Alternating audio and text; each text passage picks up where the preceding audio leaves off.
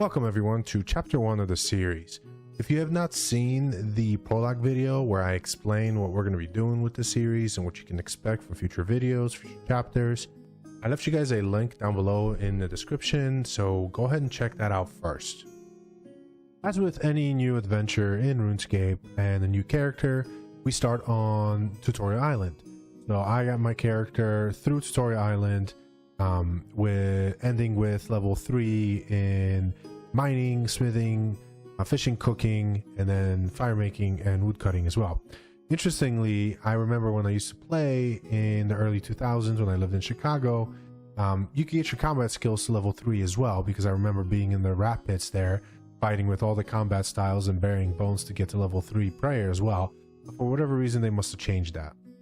I decided to start with Adventurer John's gathering tasks, just to get right into leveling and right into the thick of it. Like I said in the prologue video, I'm not following a quote-unquote efficient leveling guide. I'm just more so doing things on the whim, day by day, whatever feels right. So we went south of Lumbee to the shrimp spots there and caught some shrimp to get to level 5 fishing. Then we cooked all the shrimp on the fire, which got us to level 6 cooking. And then we moved over to the trees around Lumbee and started wood cutting to get to level 5. All the logs that we got, we actually burned so that we can get level 6 fire making. And then we moved back south of Lumbee to the copper and tin mine to mine those and get level 5. And then we returned to Adventurer John to turn in our tasks for rewards. The lamp I used on mining to get to level 6. And then because he gives us some resources as rewards as well, we took the 20 logs that he gives us and we burned those to train our fire making to level 13.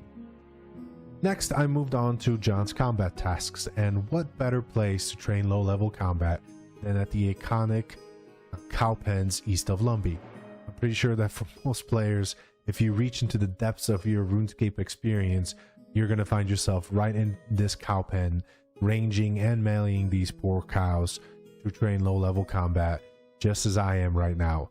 And we got to level 5 attack, strength, and defense, got to level 11 hit points. We buried their bones to get level 2 prayer, and then we banked the hides to sell later for money, and the raw beefs we cooked to get to level 9 cooking. So at this point, I fully intended to stay at the cow pens and keep training my combat skills, but luckily my brother Thorim had graciously informed me that most members that are creating new characters go for the waterfall quest first. It's because it's really easy. There's no fighting, you just have to avoid some stuff, and when you're done you get an absolute buttload of combat experience. And that's exactly what I did. So I completed the quest and got to level 30 attack, level 30 strength, and overall level 23 combat. And then big shout out to my first official death on this account. I got a little careless and walked too closely to a moss giant, and he absolutely gave me the business.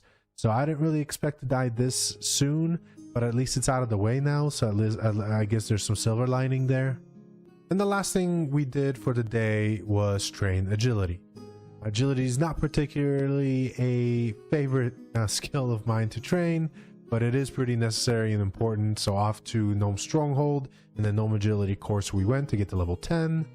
Then we moved over to Draenor to start our Rooftop Agility course grind for the Marks of Grace and the Graceful outfit.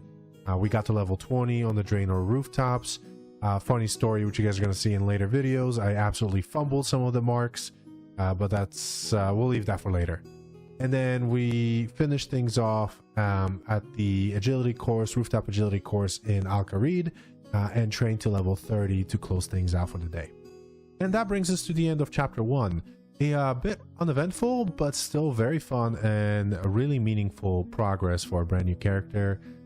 We ended the day with a total skill level of 160, with a big chunk of that coming from agility and then attack and strength thanks to the waterfall quest. What a great way to jumpstart your character for members.